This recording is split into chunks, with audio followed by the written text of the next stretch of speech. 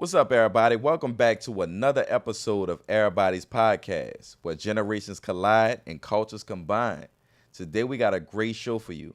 We have as guest an independent candidate running for City Council District D by the name of Leilani Heno, and you don't want to miss this episode. All right, it's your boy Ricky. And I'm the Honorable Darren D. Purnell, the street speaker himself. What's going on, Rick? What's going on, D? Man, if you know what's going on, y'all, what's going on, this segment of the show where we pick out topics, whether it's in the city or around the world, and we address them, we put our opinion on them. And what's going on, Rick, I know why people hate on New Orleans, other parishes. I'm starting to realize why. New Orleans hog the news. They gonna hog the news. New Orleans, I mean, this city don't give you. They just don't give you a break. New Orleans, the rest of those parishes, they just can't get the headline. Like say if you was in New York, Harlem might get the news one time, good or bad. Mm-hmm. Brooklyn or whatever, it might swing around. Yeah. You in Miami, it may be Jacksonville, it may be Miami, it may be Pensacola, it may be, but New Orleans just dominate the news. And some of the stories that we have, we talked about this story last week about Brian Vasquez. He's the autistic child that he was found. I'm glad they was. I didn't want them to find him like this, but they found him. He was in a creek, a lake, a man-made lake behind the house, a man-made pond behind his house, and an alligator attacked him. So I'm glad they found him. And the Cajun Navy, shout out to the Cajun Navy. For those followers around the world, the Cajun Navy has been great. They was formed in 2005, right after Hurricane Katrina. Just a group of guys that got boats. Whenever a disaster happened, they come out in big numbers and they come to save the day. So when they on the water, the Cajun Navy found them. And even though they had the state troopers, they had the NOPD had what they had out there, the Cajun Navy actually found them. So the Cajun Navy is the organization that found Velasquez. Even though the other people, not to say whether they was doing a good job or not, but they found them. So and they came out there after they were the search. But this case still don't sit right with the citizens of New Orleans and the things that's going on. It was a 5-hour delay for the NOPD to respond. Now, for a missing child, that's off your ass. Mm-hmm. For an autistic child that can't talk or speak for himself, that's off your ass and running. Yeah. It took 5 hours for them to respond. Who knows what 5 hours could have done? Yeah. Maybe he wasn't, the alligator ain't start getting to him until late. So things of this nature. So, and the mother was actually charged with a crime of calling the police late for her child. But they got circulating and going around with screenshots from her cell phone and the spokesperson for their phone from their family saying they called the police twice. They actually had to go to the police station and put a demand in for them to come out there. So the police is trying to divert the situation back to her. That's what I think it is. They're trying to and then they bringing up old cases that have not. They trying to bring up old cases to they do that to water down your credibility in the situation. I think that the NOPD is in a horrible shape right now. If you get in an accident in New Orleans, it's gonna take forever and a day They're gonna for take them to a come day out. or two to come. And when they come out, they like to come to your house. They'll tell you just take down the information. We'll come to your house and try to figure it out. You actually, and this is a trick of mine, y'all. You could use this. Anytime I ever have to call the police, I always see a gun on the scene. When you see a gun on the scene, they send 10 calls. Yeah. But if you just out there just thinking good Samaritan, this not that violent, I need a police officer to come write a report, you're going to be a while. Yeah, but I thought also that's why they had city support, like the troopers and all these other private agencies who's helping the NOPD kind of alleviate some of those problems with crime and stuff that's not as major and stuff like that. It's one of those things, man. Between our sheriff department and our own NOPD, man, it been a shit show. Yeah. Chief, we'd love to get you up here to ask some tough questions because between these two officers, and this is our security for the city, the sheriff and the NOPD, and it's just been, it's not open. It's like everything happened. And I know they hate social media. When it comes out, it's always like they backtrack it. They never confront the situation. And I will say that Mayor LaToya Cantrell has not as a male with this situation have stepped up with a microphone in front of the situation and confront it. I think because of her situation, she stepped behind the scene instead of stepping up in front of the scene. Yeah. But I know before we get off of the subject, with all the missing kids, we do want to give special prayers to the family, the Velasquez family. And all the other kids who's going missing right now. It's serious times right now, and we don't know what's going on. But politics is kind of overshadowing real community events. And like you mentioned, we need to unify our voice as it pertains to this matter, because it is a serious matter. I'm a father of 4. Right. And I lose my mind sometimes when I can't get on the phone with my kids. So, right. You know what I'm saying? Just to know that your child is gone and voices aren't being amplified, so we could try to address the matter. It's a serious thing, and we need to do something about that as a community. Every big news station refused to cover throughout the United States. You'll see a drop I did early on in Rick, where kids have been coming up missing throughout the United States. I mean, you brought it up last week. Since you brought it up last week, about 10 kids have alerted my phone, and I was in Texas. 6 more kids have alerted. That's 16 kids. Our kids are coming up missing in mainstream media. Whether you, if Trump didn't have his shoes tied, you'll spend a half an hour talking about Trump ain't have his shoes tied, then to put the eyes on these big stories and what's going on in the United States for our kids to be coming up missing like this is disgraceful and distasteful. If you're going to be a news station and you actually got to pay for cable, you pay for these stations, and I would ask the Bishop Jamal Bryant send some to these news stations and start limiting their viewing and see how it feel or whatever. Because if you're a news station, your job is to cover the stories, and it's like they ducking this. Yeah. And this should be the major story. And this American kids just going missing. Yeah, I totally agree. Yeah, ain't that many runaways in the world or whatever. And it's just shocking that they'll do this. But we have another story. Former mayor for the first time in 10 years. He was the mayor after Hurricane Katrina. He made nation news when he said Chocolate City. Mr. Chocolate City. And Ray Nagin, I was mad that he came and apologized about it. Yeah. If you make a statement like that, don't rescind. He come back and say, well, I was talking about chocolate when you put cream in. Man, I was so mad. Yeah. I became a Nine fan. But if you're going to stand on it, stand on it. You said it, then it is what it is. But they've been calling New Orleans Chocolate City. Yeah. So D.C. and New Orleans was called Chocolate City because we had the highest population of African Americans standing within a major city. So they got to think about the hits the man took too. He already did time. No. He said this when he was in office. I know Chocolate City. Yeah. But you said that he rescinded that statement. Yeah. He took it back. He wanted to take that back. And you know why he took it back? I tell black people this all the time. When white, they put him in office because he come from the white side. Yeah. So they put him in office, and then we see it with Cosby. We seen it happen to Michael Jackson. We see it with R. Kelly. Now you find your blackness when I put you there. Same thing with Diddy.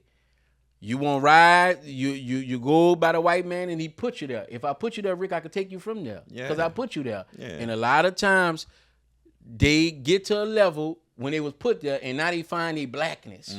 They watch a couple of Farrakhan videos and old Malcolm X speeches on YouTube, and they find themselves. When they find themselves, Rick, now they try to come back home, and when they come back home, the boss man right there say, "Oh no, you ain't gonna disrespect me like that. All I put into you." I ain't about to let you talk about Nagin like that, bro. Nagin, Nagin was one of the first politicians that ever shook my hand, bro. I had to be like 12, 13 Mark Moria. years old. I met Mark Moria first, but I was a fan of Nagin. Nagin came as a businessman. He was the head man of Cox, so he came in the city as new energy, new. My dad and him was mad with him because 1 month while he was in there, he came down hard on brake tags and temp tags. Yeah, he stopped.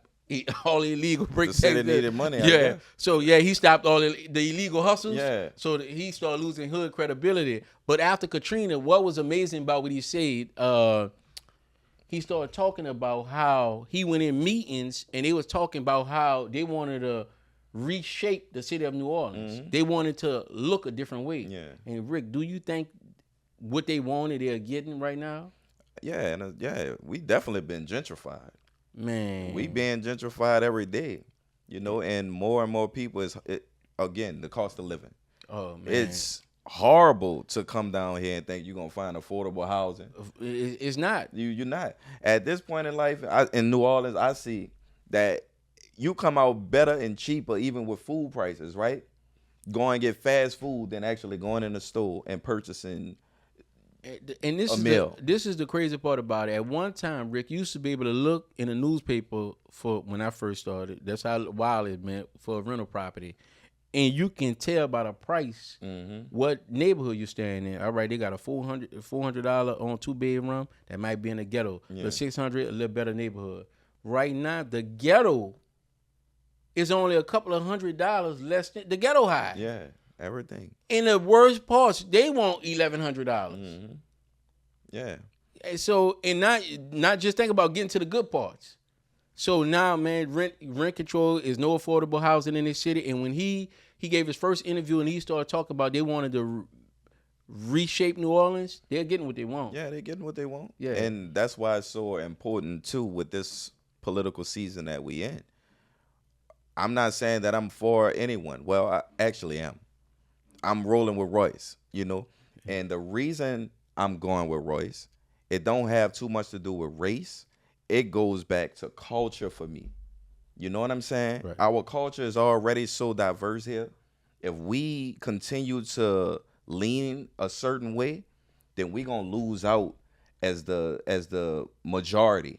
Right. We really gonna be minority. Right. You know what I'm saying? And that's a problem for me. New Orleans is one of those cities where when you black, you feel like you have say so. You kind of get your way. If we lose this, Yeah, it's over. it's gonna be it's gonna be a tough city. And I say I have nothing even against the Hispanic culture, but if the Hispanics are here heavy, right, they already then kind of passed up the black race. Yeah, Because of the moves they make in the unity. Right. But also, if politics get in the favor, and I'm not saying that they shouldn't, it should be equal for all. right. But we already see how stuff lean one way. Right. And we already leaning on the kickstand. I ain't trying to be kicked out.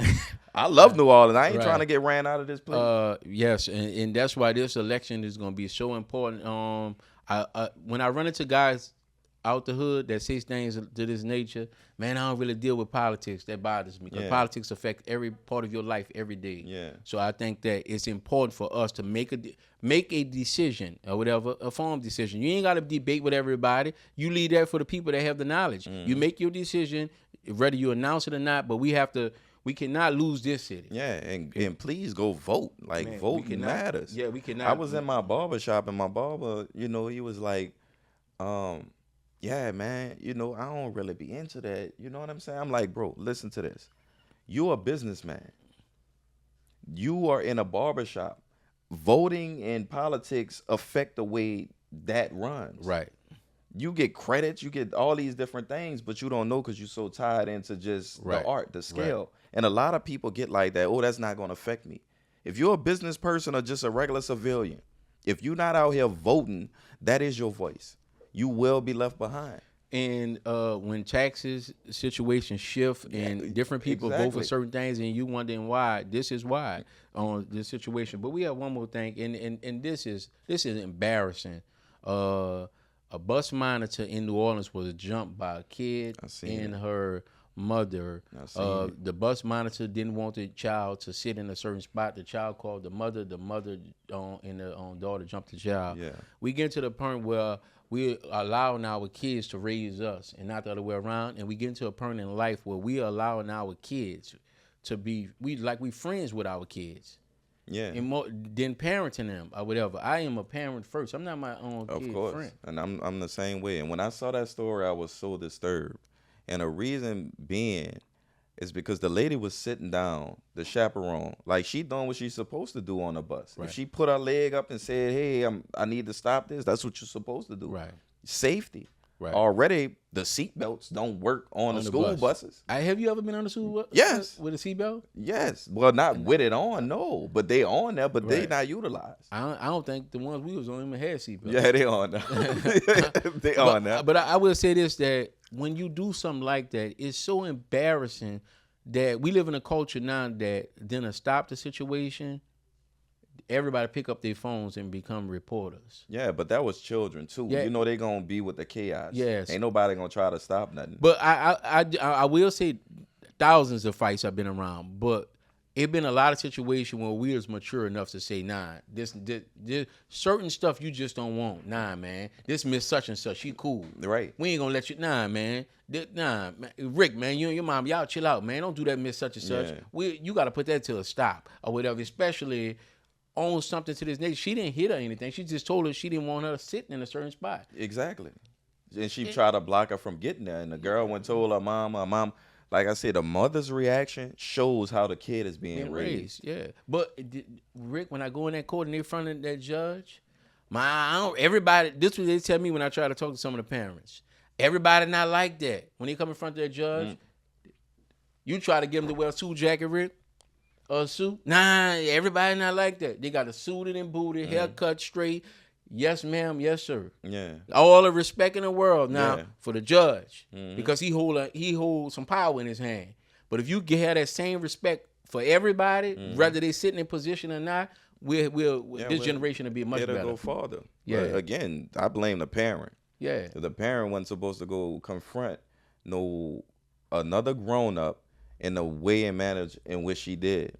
It's just disrespectful. I'll leave you with this story, Rick. In 4th grade, my teacher grabbed me and she tore my shirt a little bit. My mom came to school. My mama had a sidebar with the teacher. Mm-hmm. My mama said as I got older, she didn't want the teacher to hear her stepping up and handling the teacher the way she want her, and I lose respect for the teacher. Mm-hmm. So they sidebar. Whatever happened in sidebar, she was still able to be the teacher. And I thought I lost because I thought my mama didn't step up for me because she ain't never changed her way of teaching me. It was an honest mistake of me sliding down the banner so I could have failed, and she was trying to like literally save me. But it shows you the respect. My mama came to the school and had a sidebar with her. And it didn't put on front and put on blast. That's being an adult right there. Yeah, that is. Nah, I couldn't go around the school saying, you seen how my mama cursed out Miss Williams? Nah, I couldn't say that. Right. I ain't have the benefit of saying that because I didn't see what they talked about. Exactly. When Ms. Williams came back in the class, Darren, where your homework? I'm saying to myself, man, you still, I thought my mama a checker. Yeah. But she ain't do it in front of me. Well, that's another story That's that went for but same as me. My mama, my teacher got on me. My mama that come there and get on me too. Like she ain't gonna hear nothing. Right. Because she know my characteristic, what I bring. You know what I'm saying? So if she know the teacher dead on, boy, it's over with. It's over with. I'm about to get it twice.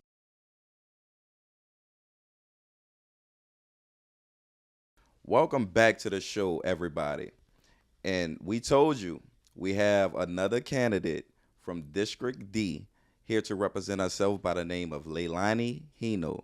Could you tell the people, thank you for coming on, first of all. Thank you for having me. Look how beautiful she is. Thank y'all. She don't look like a politician, huh?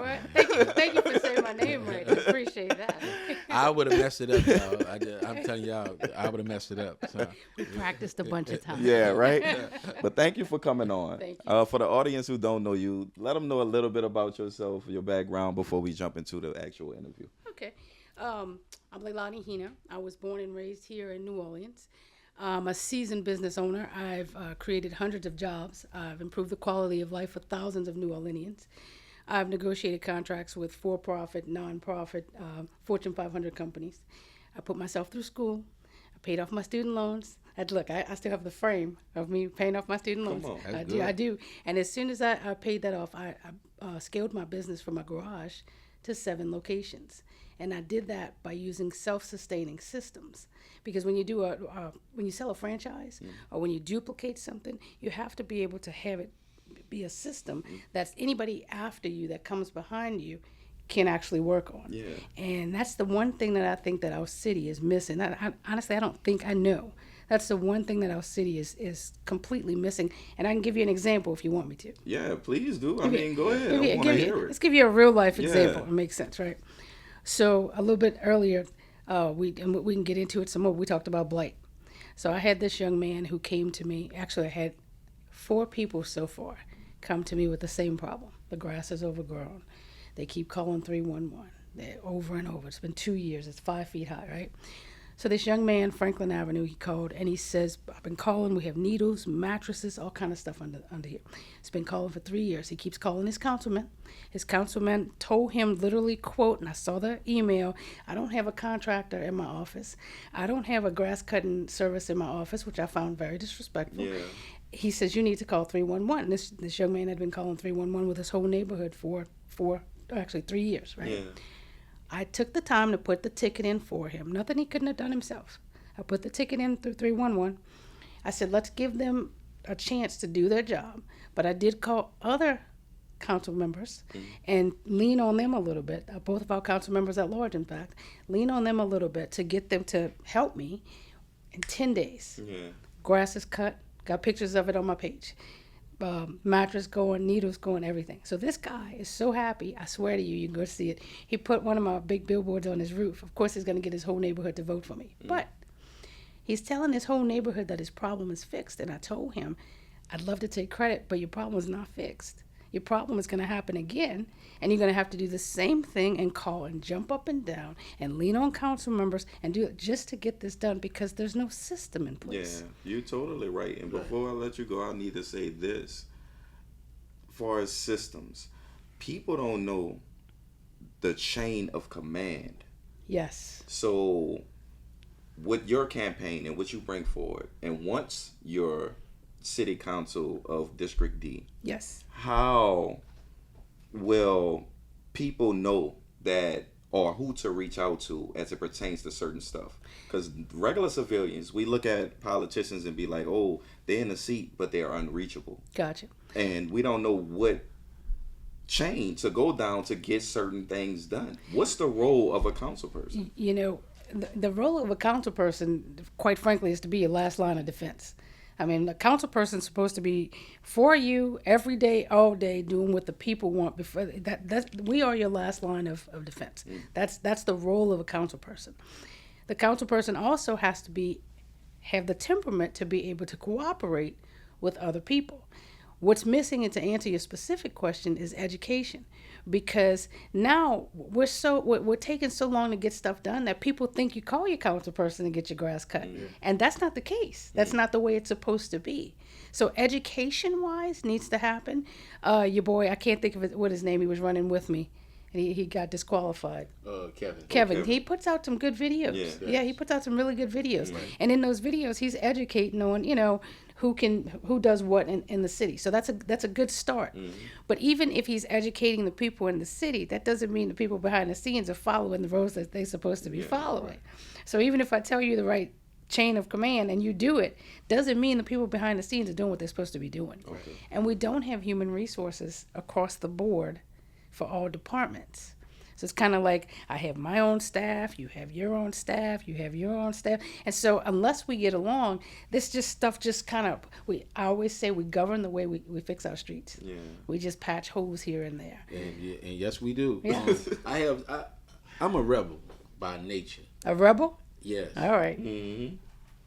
Every time and I'm answering this question, yes for you. Now, how crazy am I to answer the question, yes for you? Do you think we live on the backs of people that came before us and everything, from be able to eat in restaurants to be able to live in certain communities, the people that fought for us right now? Yeah. Everybody say yes. Yeah. Now, the problem I always have with when you're dealing with politicians, why not, if I'm in District D, the grass is high, this is what I look for in the you know what? I'm sick of this. I'm going to sue the city of New Orleans on behalf of District D. I'm going to take my city credit card and I'm going to get some contractors. I'm going to pay them and I'm going to sue the city on the behalf of the city of District D because we ain't get it done. And I'm not voting yes for any lights on Canal Street, anything in the French Quarter, anything come outside of my district. I'm shutting it down until we get cleaned up in my district. This been a problem. You can get complaints before Katrina, after Katrina, no matter coming there. Every politician going to say the same thing. I'm going to clean up the city. Man, I promise you. Vote for Except me. I did. Huh? Except I did. You did what? I cleaned it up. I cleaned up my part. I'm saying except I did. Yeah. So when I'm looking at this area, that would be the thing that your citizens, your people in your area look at and be like, man, this is my council person right here. Now, of course, the DA gonna come with misappropriation of funds or whatever to try to put you in jail. But if Jail have to be, oh hell, oh well, because I got to look out for my districts. It'll come to a point where I'm looking at the news one time. They paying for a Christmas tree on Canal Street, and the council vote and pass it. Mm-hmm. You know what I'm saying? And stuff like that. I don't care if you got lemon spraying on the ground in the French Quarter. You got people coming in that you can pay for that. But what about this thing that I got in my district, and we feel like we're left behind? Politicians come after the other. The ones who in office gonna say they're gonna do a better job. The one that's coming gonna say, I'm gonna do a better job than him with not doing the job because the job not being done. So, am I gonna get to answer that? Because that's a long question that went on for a while. Right? He's passionate, and I love it. Look, it's real. I love it. all right. A lot of what you said, and forgive me for being frank, right in front of your face, right? I love it. Okay, business works at the speed of light when it comes to business versus government. Right. Okay, so in business, even though I'm a cooperative type of boss, it's basically a dictatorship. At the end of the line, I say I want to do this, and it's going to get done. I get everybody's opinion, but I still have to pull the trigger because I'm the person on the you know, I mean, it's on my butt if something goes wrong. Right. In government, it's set up in such a way that you have the ability to finger point, which I'm not a fan of, right? And this is probably going to be one of my strong suits coming in, is getting people to the table to talk about, like you said, a hierarchy, because everybody wants to be at the top of their game when they get in, right?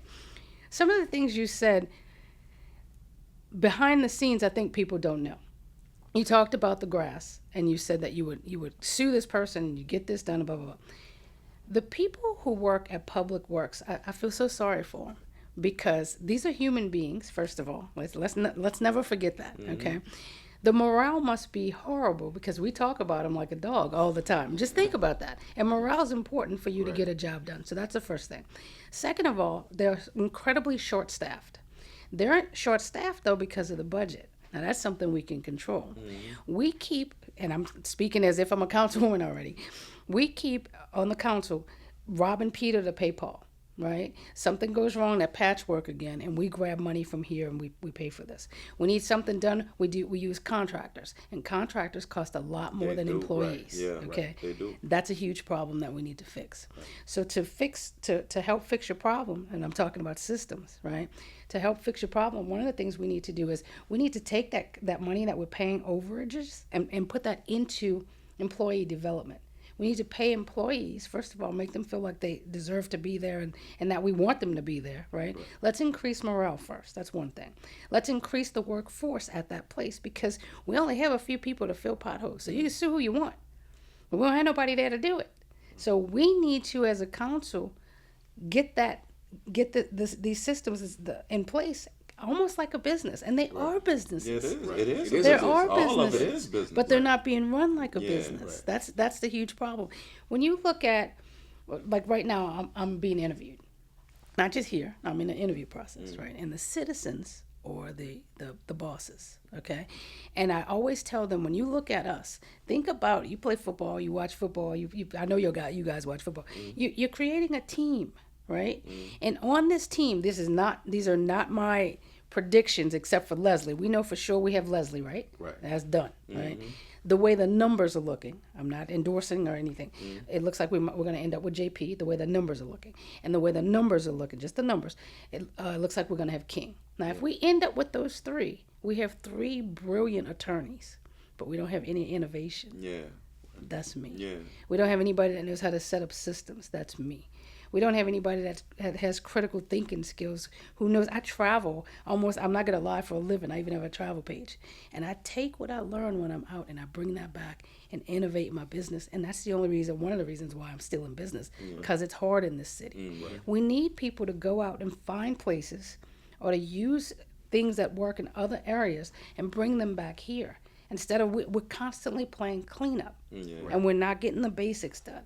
So those systems, that's what's gonna help. You won't have to sue anybody once we get in. You won't have to do that, because it doesn't work anyway. Right. It doesn't work anyway. The judges, the Queen's Court, if you're familiar with that term, they belong to the mayor. So if you sue, I don't know who you're suing, because you're not going to get any money no matter how much you like it. Right. So we have to make it work. So in a lot of those properties, you can win them through the tax thing, but it's 2 and 3 years before you could take it. How do we fix I know that's a legislation problem. I'm not going to tell you it's not my problem. Like some people might tell you. Yeah. I'm not going to tell you that. How do we make it? Even if we put certain ordinance in place that the council have, well, when a transaction take place between you winning a tax home, what's required and what's have to be maintained etched in stone or whatever? Because I think they do have some things in place, but it's being overlooked so much that's why we have this a problem. How do we rather get some supervision on it or whatever? So when these homes come up, a lot of times this grandmother house, this lot or whatever, she don't even want it no more. Nobody in the family, you want it, but you have to wait before you could do something onto it. So how do we go about fixing the either speed up the process or get somebody from the city to make sure we are supervising that this property is maintained? So I'm probably boring the heck out of people when I talk about my metrics, because I'm really big on numbers. No, metrics. Yeah, I'm really big on accountability, right? If we took everything out, see, for me, I want to track everything. I want to track blight. I want to track street repair. I want to track drainage. I want to track everything in the city on a huge dashboard. Not like a dashboard where you can go and look it up and you can see what contractor, anybody can do that. I want a designated channel that you look at it and you can tape it. Basically, the techie people know what I'm talking about, but I might be saying the wrong words, but get the vision for me. I want you to be able to hit the screen and see streets in your area by this person, the benchmarks on there, what they were supposed to hit.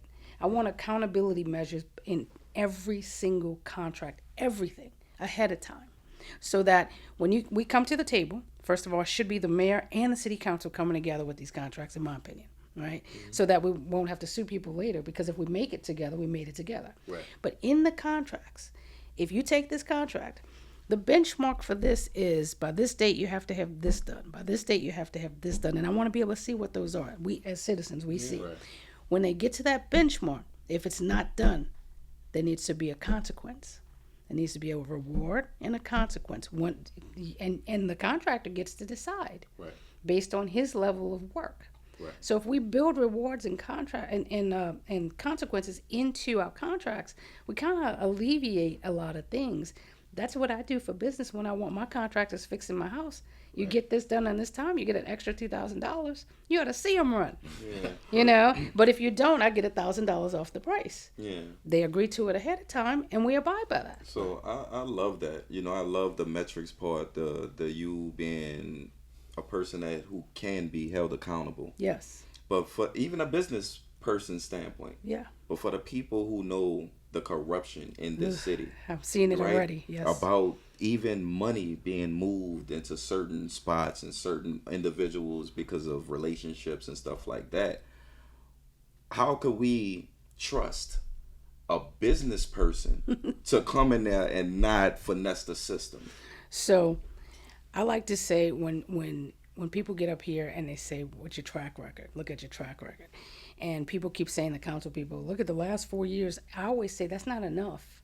Look at my track record for the last 35, 40 years. Look, go through and dig through my history. The people that you would find that would be upset with me are people that I either sued because I held them accountable to their contract, or I said no to. Right. And I'm very okay with that. Because when I hold people accountable, it's across the board, and all my customers will tell you that.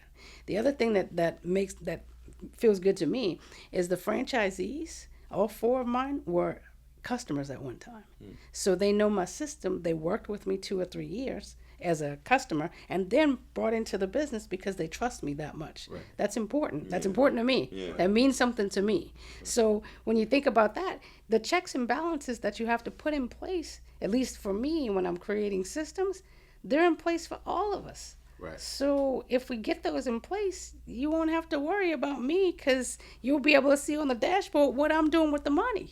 I had to go dig to see where money was going. I'm talking on this dashboard I'm talking about. You'll see council member Leilani Heno. This is how much money she's had. This is where it's going. I want you to see what I'm doing. That's for all of us, not just me. Yeah. That's accountability. Well, that is accountability. Yes. And I hate that you answered that question so good, because now I can't be mad at you for that. It's like what? Nah, I'm just What you joshing wanted me to say. Right? It's like, some people wouldn't be able to answer a question like that, right? But the way you articulated that, that's what people want. They want to be able to see, because the council has a large budget. Yes. Even to allocate to different organizations who's doing work down here. Yes. But to not know how, much they have and where it's actually going for what specific purposes. I'm a taxpayer too. Yeah. This is my money too. Yeah. I've been working my butt off since I was 7 years old. Yeah. So I want to know where the money's going and why. Another question and concern that I have, as it pertains to city government and how the city runs, is the funding that they have control over, the power to disperse to different communities. Right. As I've seen, and we ran across some statistics of certain things that D gonna get into a little bit more, but what I'm starting to notice is that a lot of the black underserved communities are still being left behind. At what point do we have an even playing ground, transparency as it pertains to funding, as opposed to our counterparts, our white counterparts? I would say, we look at the documentation that came about, equal and fairness is off, because when you look at what has been contributed to Lakeview and $20,000, and Lakeview is a pretty good community. Lakeshore, yeah. Lakeshore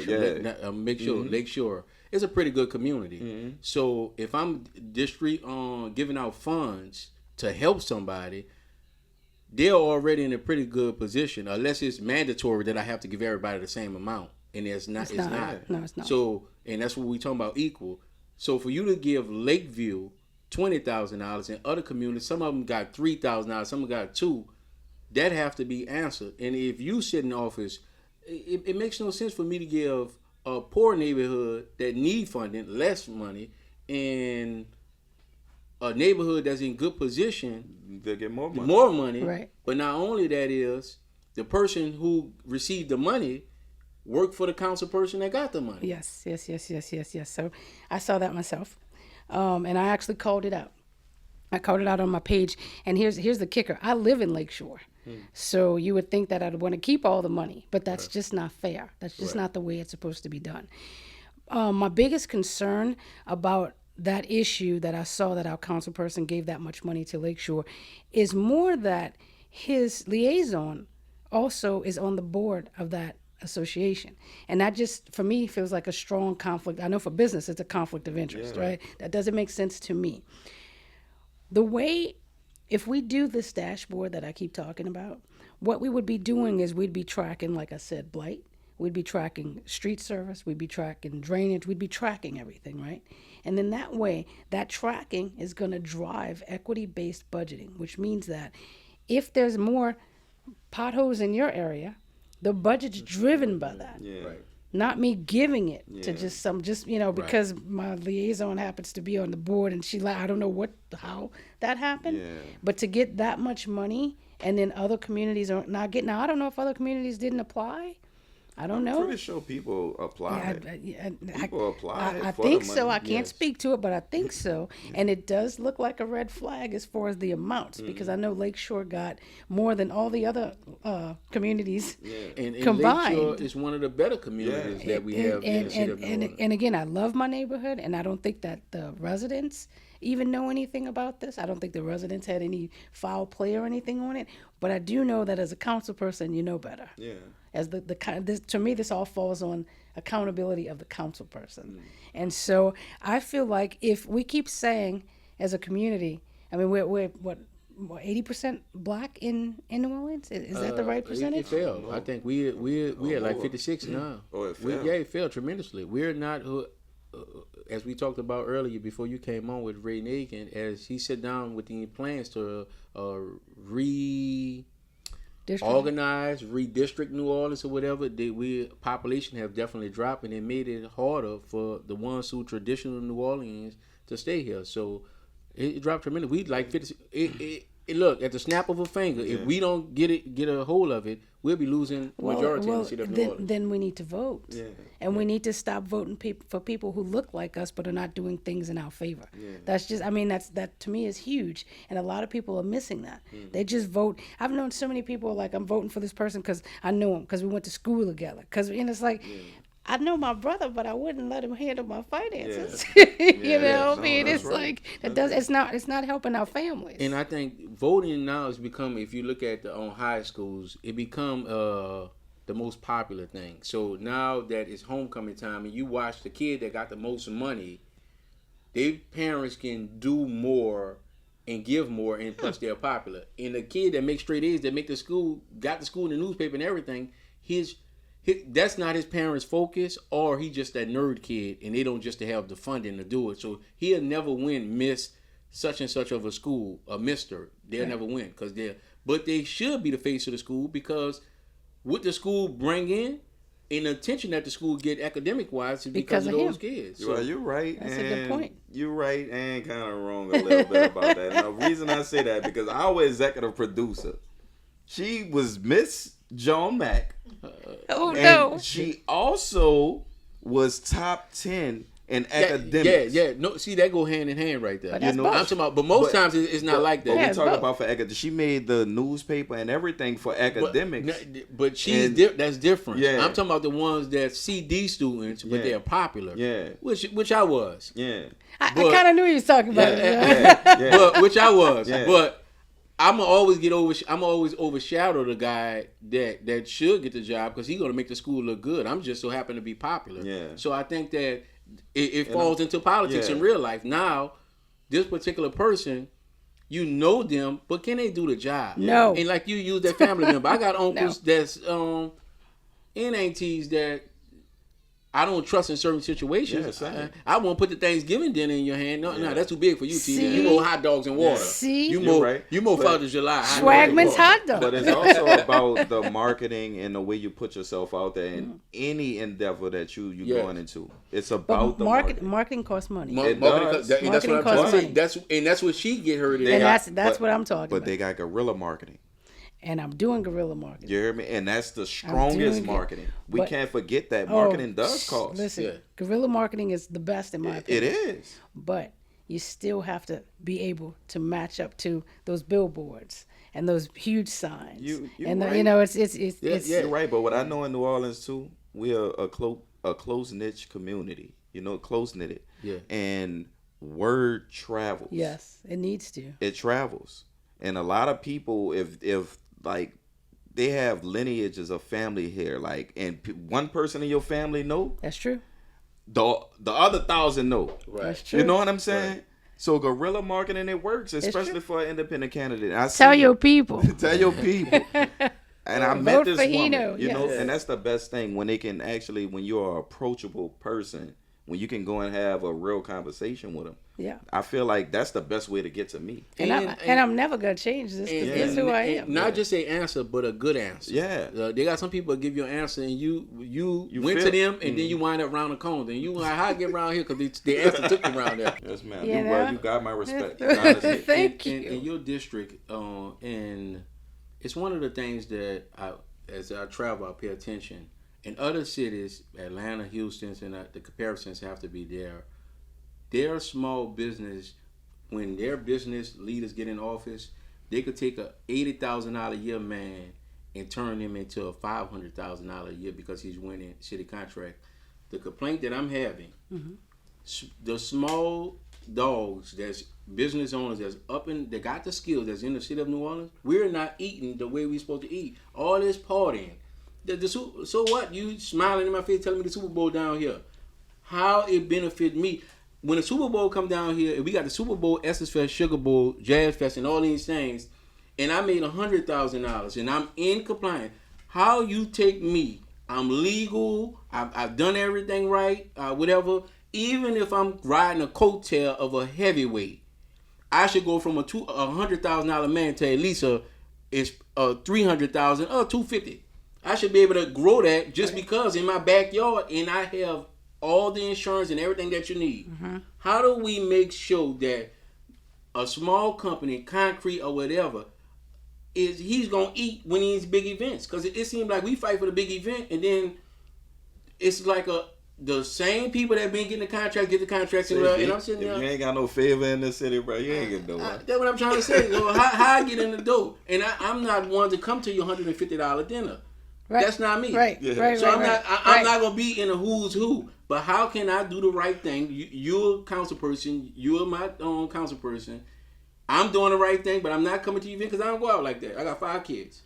I don't go out like that. When I'm out, you'll see me with my kids. You shouldn't have to come to my event to have a seat. Well, it seems like that's what you have to do. And right now it is. Yeah. And that's this forum process. Mm-hmm. I'm sorry, it's a bunch of baloney. Yeah. I mean, it's a bunch of baloney. But it's like it is. If you want to talk about it, we can. But yes, you're absolutely right. If it's on the dashboard, you think I'm kidding. If it's on the dashboard, you know where the money's going. When you shine a light on somebody, they either do the right thing or they run. Right. That's right. You know. Right. So you'll see what's happening. So when the light is shown, and you're up there, these are the people. I never even know who put their name in the hat for the contracts. I don't know that, but according to my dashboard, you would. Right. It would be every mom and pop, Blow and Joe, and that just whatever. Right. Everybody, big and small, right? And we have to be able to show why or why not we gave that contract to that person. If it comes down to the fact that you don't, and I'm just gonna make this up, you don't meet economy of scale. Let's say you can't financially handle the burden of the job that needs to be done, right? Yeah. I would want to say, can we pull 3 small businesses together who can? Right. And then if we can't, then okay, we might have to go to the big guy. But I wanted you to have an opportunity. Why not? Yeah, and I will say, let's say if they can't, how do we get them? And I just take this from a story. Little kid come outside, sell hot dogs, and he was selling the hot dogs, and some neighbor called. It drives me bananas. The city came out and said, you know what? We gonna give he already had a court. They brought his hot dog court up to compliance, and they supported like that. So what I'm saying is, I would have been so mad. If I'm a first year contractor, whether it's landscaping, whatever, and I come in the door and I don't meet the scale, you know I'm in this city and I'm a resident. Well, look, hold on, don't turn around. We want to make sure that you could bid correctly or whatever, so you will be staying here in New Orleans and not get deterred and go elsewhere. Gotcha. So I would like to see that process right there, and not just like you say, whether the 3 small ones can get it, and not keep going to the big one. The big one have he and she is who they are. But I think what I seen Atlanta do, Atlanta airport was built. The mayor of Atlanta say they can't build a whole airport, but African Americans and minorities, they can pull concrete, and they got guys that became millionaires. Isn't that common sense? Yeah, that's just and helping out the small. So when they see their mayor, they be like, isn't that common sense? What do you need? Who you need me to get a ride to get to the pool or whatever? Because this mayor and this administration, and then that simply 96, thought about them. 96, the Olympic came down there. It's about to come down there again, and that's where a lot of spike. So when they saying the Super Bowl coming down here, and we already got these events, I'm sitting with the same attitude, chest pumped out like this, because when I'm putting the bid in, I guess I'm not in the right run. Look, I'm not gonna lie, I'm with you, because I mean, I own a fitness company, so okay, great, all this money's coming in from tourism is not helping me at all. Yeah. And then people are like, well, it's a domino effect. Really, how? Because I don't have a restaurant. You're not coming to my restaurant. You know, it's kind of like, so I agree 110%. I think we need an entrepreneur hub. I think we need a resource spot. When I read a lot of these different places, and I've looked into some of them to see what they mean, and they're never meaning what I'm thinking they should mean. And I don't know if they have entrepreneurs on their team when they're asking these questions, because I don't need office space. That's not what I'm talking. That's usually what it is. You can come and we can share office and we can share a computer. That's not what I'm talking about. That's not business. You can go to the library for that. Right. You can go to a college for that. That's not what I'm talking about. I'm not even charge somebody for something like that. I think it's crazy. But if you had an entrepreneurial hub, I always say that even if I give you a grant and you open your small business and And first of all, let's assume permits, it goes smoothly and you can get it open. Okay, so let's say you're up and running, right? And you sell mugs. Okay, you sell mugs, and I need for a party 1,000 mugs. I'm going to Amazon, and you know why? Not because I'm against the small business owner. I'm going to come to you first, but you're not going to be able to give me those mugs at the cost that I can get them on Amazon. Right. And I don't have any more money to give you, even though I support small business. Right. There's a disconnect that a lot of people are missing. So everybody's like, I'm going to do this for the small business person. That's great. Right. But if he's out of business in 6 months because of Amazon, who has economy of scale, right. which literally means that he can buy more things. He buys so much right. for so many people that he gets things a lot cheaper. If we could do that somehow for small businesses, find out what, everybody's different. So let's say there are 5 things that we all need as a small business. Maybe it's telephone service, just whatever it is. If we could give that to those small businesses absolutely free, as something that we could do as a grant maybe, then we don't have to pay for those things. And now we can focus on our products. And now we don't have to charge as much because, and then now you can compete with Amazon. Right. That to me is fixing a cause. Everything else to me is a Band-Aid. Yeah. I can get you up and running, I ain't coming. Yeah, that's why I feel like the system has to be rebuilt, from the political standpoint. Big time. Because at this point, they have the business owners, the entrepreneurs, it's like a dog-eat-dog world out there. Yeah. Right. Because they see how things already been set up. Mm-hmm. And the city it's groomed for that. Yeah. So, and I would say something else. Are you interested in, I think Helena said it, she want to annex a city hall in New Orleans East, and I think it's well deserved because they have a large enough in 2021, that was on my platform, and now I see her using it now. I love it, so it's okay. Yeah, all right. It's all right. It's all good. So let's just say, just like this office, we have a entrepreneur contract office where contractors just if I'm want to get started after my LLC and EIN, I don't want the city to red tape. They have a place that they say, well, you go here. When you walk into that door, you're a New Orleans resident. They are willing to, well, this not right. You need to have this. I want your paperwork right. I want to grow you. So are you willing to help establish an office like that? Hell to the yes, if I could say hell yeah. Let me explain something. Let me explain something to you. I told you I grew from my garage to 7 locations, right? The part that I leave out of that story, because it's horrible, and I don't want people to have a bad name about our city, but the 2 hardest places to keep the business was here in New Orleans. Yeah. I went to Metairie, bam. I remember going to the North Shore to open a location. I had planned the entire day. I took off the next day thinking I was going to be so tired from being over on the North Shore all that time. I went over. I walked in. There was nobody in the office. They did everything all in one spot. In like 30 minutes, I was like, okay, now what? You done? I got to go get the utilities. No. It's all connected. What? Everything was all connected. One stop shop. One stop. In 30 minutes. Yeah. Then I left. I had the entire day. I remember calling my friend on the North Shore and hanging out on it because I didn't have nothing to do. But here, it's red tape after red tape. I do a lot of consulting work for small businesses. And so that's one of the number one things. They'll open their business, and then they don't have the permit. So they can't really be open, but they don't have money to just be sitting around for 6 months waiting for something that, and it always seems to me like they're trying to find something wrong. Yeah. Because I'm like, are you serious? That's a real thing. Yeah, or something so simple they could have told you and you could have been right there, but instead you come out and you think you have to go to Baton Rouge, and it's just... Yeah, and what I know too... Hold that thought right quick, Rick. We about to take a quick commercial break, and this commercial is sponsored by EraBody's Coffee.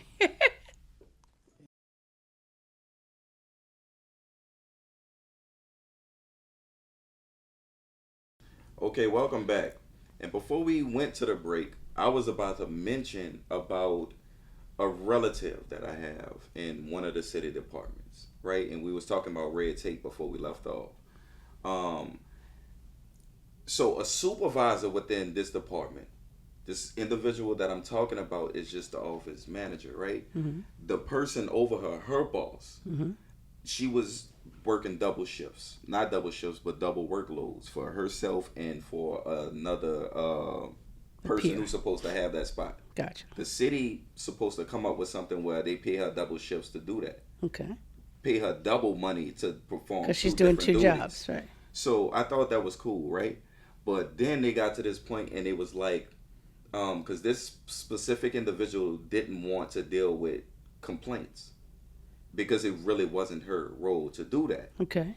They told her, well, just don't tell them nothing. You know what I'm saying? Actually, don't answer that individual when they call in for complaints. And we speak about red tape, but when you getting this from higher ups, your bosses who you think would have some level of professionalism to answer the city citizens' complaints, and then you hear a story like that, I instantly, because I know we got a podcast, I was like, I want to address this, but I'm not going to say the individual's name. Right. But this is the stuff we go through behind the Yeah. scenes and don't even know that's what it really was going on. Why haven't I gotten a response in 14 days? That's because they're not going to respond to you. You know what I'm saying? And they It were wasn't told in their not to. intention. And they were told not to. And they were told not to. Yeah. So, like, even with certain situations, and I don't know if that's council members' role and responsibility to deal with some of the other departments that's in the city. Like we talk about permits. Permits office. Because before you get your business actually running, you have to go to permits. And I would think that city council or the mayor, I don't know who administration that they're under, but how can we address that red tape as it pertains to, city council? So one of the things that I like to do is put because you're right, there's different people involved with different areas, and like I said, there's not really a human resources that goes across the whole.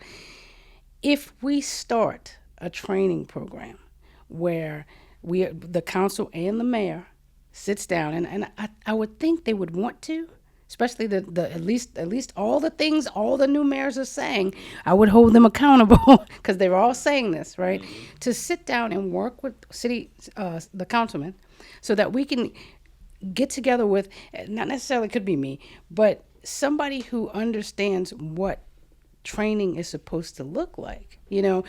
Usually people don't go to work and want to do the wrong things. People don't mess up on purpose. I always say that, right? And even when I get an employee that's combative or doesn't want to do something, there's a reason for that. Most people are not just naturally that way. Something's going on. Mm-hmm. When we audit these places or we audit this program and you sit these people down, and the people being left off the table are usually the employees, mm-hmm. like I said before, talk to them. And you'll get 20 people telling you behind the scenes when nobody's looking, where they don't think they can get fired, that the person that they can't stand is the supervisor because such and such and such and such. Right. But if you ask people out front, everything's fine. Yeah. So you have to audit these people. You have to ask these questions. You have to sit down at the table and invite them to the conversation and make sure that the workers, in my opinion, are the people who, if you don't get their opinion, you don't know what's going on. Yeah, they have to tell you what's. I don't feel like people just gonna tell their boss, "Hey, I don't like." They're not. Like in jeopardy of losing their job. They're not. They're not. I always say this: when people don't get fired from a job, it makes me wonder on who's in leadership.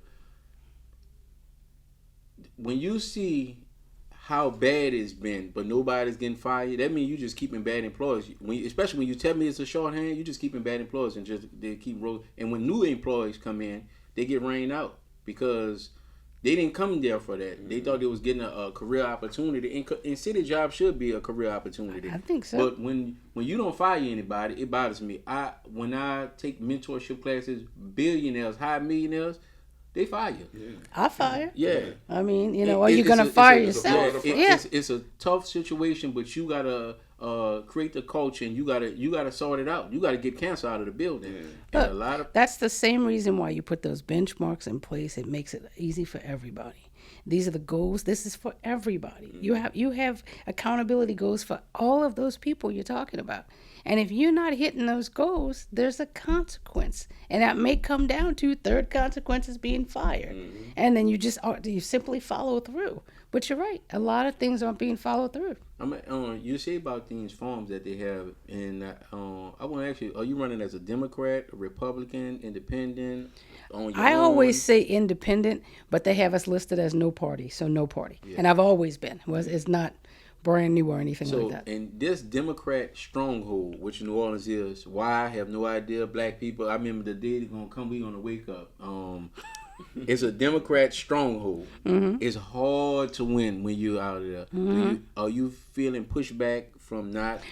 When I ran for mayor as no party, I got a lot of the Democratic parties come to me and try to convince me to change my party. It also happened on the Republican side, happened on both sides. And the one thing that I said to both parties individually is, you keep saying you want somebody to be authentic. It feels highly unauthentic to me to change my party midstream just to get endorsements. Mm-hmm. If you sincerely want to endorse me because I have a D or an R in front of my name, that's part of the problem now. Yeah. That's part of the problem. Some of these forums, like I said, some of them, it's one I went to, it's 10 people, and I'm watching these 10 people buddy with the existing councilman. I hear one of them talking about him and his wife just did something and somewhere they went, and then who was surprised he got the endorsement? Mm-hmm. Like, that's not, to me, there was no public engagement. Mm-hmm. Now, they're not all like that, but this one was. Yeah. There was no public engagement. Nobody, I actually went thinking, I know I don't have their endorsement because I know they're buddy, but I thought there was an audience. Mm-hmm. And I'm talking to the voters. That's the endorsement that I want. Yeah. And when there was nobody there, I was like, kind of wanted to leave. Yeah. Because why? So I got a question too. So is it more difficult to get endorsed as a no party candidate? Most definitely. Yes. So you have to rely on the community and business people to make it happen. If the people in the community understood how these endorsements were run, mm-hmm. they wouldn't even be paying attention to them. You know, it's just if you're on the board, one of them, if you give money, then you're kind of in. Mm. And it's like, that's not the way this is supposed to work. Yeah. This is supposed to work where they're supposed to bring people in. I'm okay if you only bring Democrats in. I'm okay with that. I'm okay if you only bring Republicans in. But if you see you have a candidate that's doing harm to our community and you keep endorsing them, to me, the forum is worth nothing. Yeah, right. Because we all know what's happening. And, but it keeps happening, but the average person doesn't realize that. Yeah.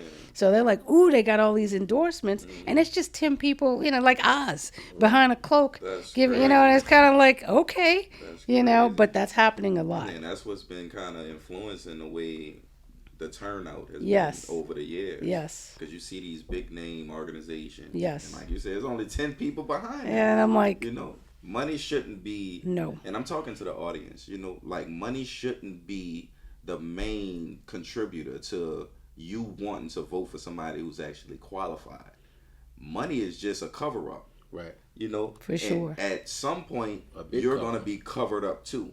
Because you get what I'm true. saying? It's true. Voting should be authentic. You should get to understand the candidates who's actually running. And I hope you listen to the story that we have from Leilani. Leilani. Look, I'm going to mess it up a few times. All right. I got to hear it 10 times to remember. All right. Look, I'll tell you, Heno. Eugene Green is gonna outsign me all day long. Yeah. And so if you're just looking at signs, that's not. And I would get into that. What would you grade him on a scale of 1 to 10 as a council person? Oh man! I have to ask a tough question. He's there. Oh, you're coming to man! If we put him right in the same seat, he's gonna. I'm not gonna not answer you. I'm just thinking. No. This is what he's gonna say. I'm not gonna not answer you. Incoming. I'm gonna do better. I'm gonna do this. I'm gonna do this. I'm gonna do that because they're in the office. Mm-hmm. And I heard this: when you're running, you can promise the world. That's what President Obama or whatever. When you get in office, you got to actually do all those primaries. That's literally what I said when we started. Yeah. Yes. So it's one of those things, and I believe the plan that you want to implement. I've already done it. I believe that it could be done. Yeah. Because it's tech. Yeah. We are going that direction. Yeah. Now, as everybody can see it or whatever. Now the pulling them together to get it done. I got that covered. That's what I do. Yeah, sure. I'm constantly dealing with staff. That's what I do. Sure. To answer your question, I am going to answer you because I can't stand when somebody asks somebody a question and they skirt around it. Yeah. My biggest pet peeve is the way you talk to somebody.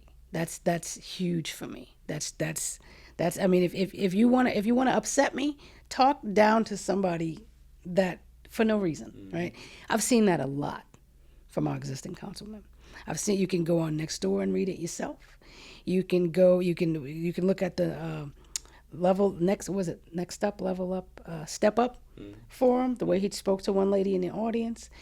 You can look at the way he spoke to the grass guy. The guy's calling him, he's like, I don't have a grass cutting service in my office. The sarcasm and the nose up in the air, like, that bothers me a lot. That for me, if you are trying to build up a community, you don't talk to people that way. And that so on a scale of 1 to 10 on that is a 0 for me on that one. Yeah, you don't talk to people like that. And that's nothing to do with policy. That's just the way you handle human beings. And I don't like that at all. I would say that with Councilman Green, I have a pretty good relationship with him. He's always communicating. I'm pretty sure he'll be on his show coming in September. So I never had the issue before I sent him the video with the grass, because he always had so many events and he was always reachable. But with you're here, I can't say that. And this won't be that he's not doing a good job. Yeah, I'm not talking about that. Yeah. I'm not talking but about that open right up now. our eyes. Sometimes you just pass you get beat by somebody that's just better. Mm-hmm. And I think that with you definitely turned heads with me and Rick today. We are very impressed Thank you. I appreciate that. How you answer the questions, how you going about doing things, and you have done it. And with the system that you were saying is, you don't have to keep calling me. Right. I'm gonna make it where you can be able to Yes. get this particular app, go online, and you'll be able to see. You can see my work. Yes. Better than I can tell you. Yes. So, and I like that. Yes. And Transparency. You can't ask better than that. Transparency. So I will leave you with this. We always know every guest that we have, we leave with, do you remember?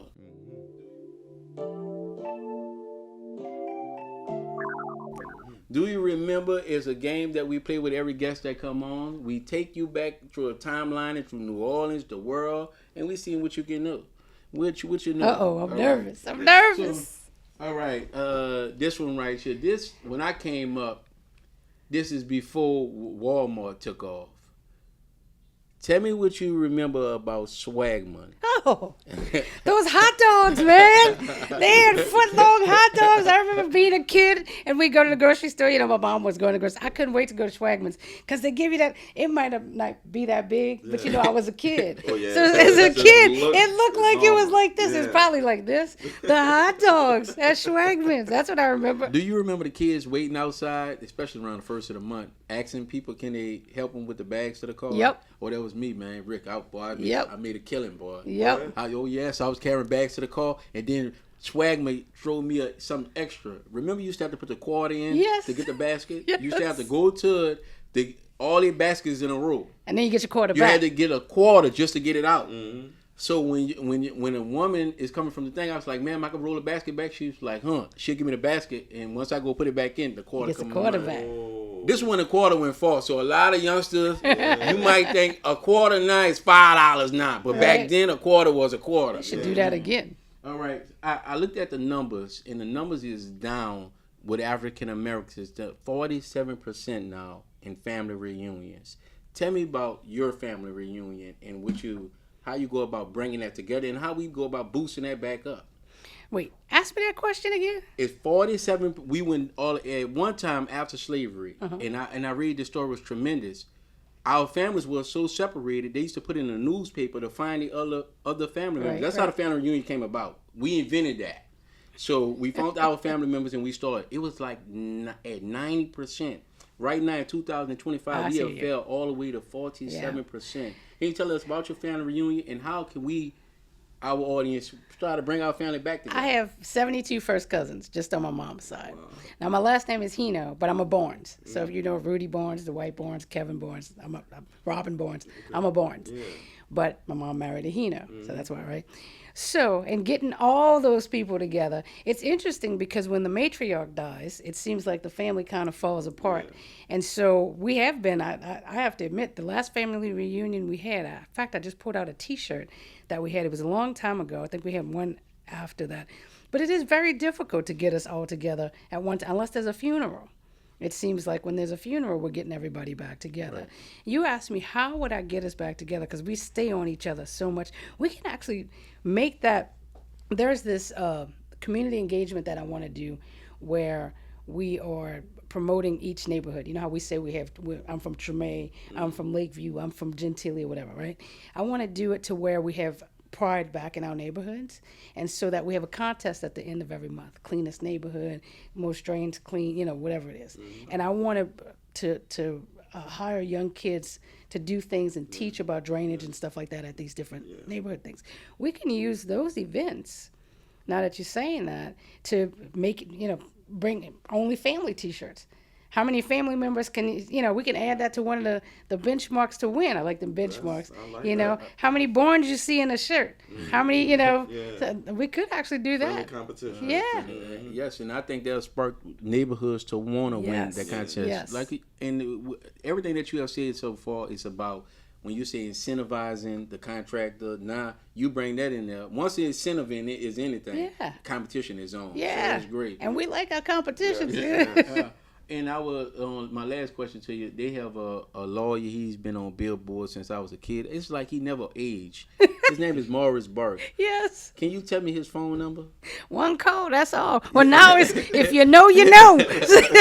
So, what his phone number is? His phone number, I don't know his phone number, but if you know, you know. Apparently, I don't know. This number has been etched in stone in our brain. Rick, do you know his phone number? What? See, I know know it. Morris Burke phone number. 525-8000. Oh my gosh, it is. You know. Or do you remember Rosenberg? Rosenberg. You remember Rosenberg? Okay, 1825 Tulane. Now, we want you to look in the camera right now. Yes. This is the first, I would say, independent candidate that we have. She's definitely is impressive. Man, you have won us over on this show. Appreciate you. I will ask you, are you willing to come back to be a friend to this show? Yes. All right, Most you heard the definitely. yes, and I want you to look Yes. right there into the camera. Leave your information where they can find you at, how we can support you, and leave a message for the people that didn't know about you. Now they do. Okay. Again, I'm Leilani Heno. Please remember that you guys are hiring, and we need to fill out our team. You guys need, or we need, someone that has innovation skills like I do. We need somebody who knows how to set up systems so that we don't have to keep doing this over and over. You can reach me at heno4nola.com. I was about to say gmail.com. That's also my email address. You can support me by donation. That would be great. You can support me by passing along my website to all of your friends. The more we spread the word, the better. And if you need a yard sign, that's another way. All you have to do is go to heno4nola.com, click that yard sign button, and we will have one dropped at your house. But more importantly, please, you have to vote. No matter what we say or what conversation is fantastic, if we don't execute, then we don't actually do anything. And voting is important. It's not that nobody's paying attention, but I will tell you that our demographic is not voting enough. We need to vote. Please vote. For Heno. And I will let you guys know, don't forget to get our book, Businessmen. It's available on Amazon. And don't forget, our episode drop every Wednesday, 9 p.m. Do not miss it. Hit the subscribe button or the like or the follow button. Yo, Rick. Yeah, man. I know Take you us heard home. them, man. I know you heard them, man. Today was just an amazing show. We had Miss Leilani Heno. He said it right. I said it right. She was in the building and she dropped some major information about why she should be city council of District D. And again, you heard the information. Businessmen is on Amazon right now, like Dee said. So y'all make sure y'all copy y'all a copy. And for us, y'all can find us on EraBody's podcast. That's EraBody's podcast on all social media sites. And we out.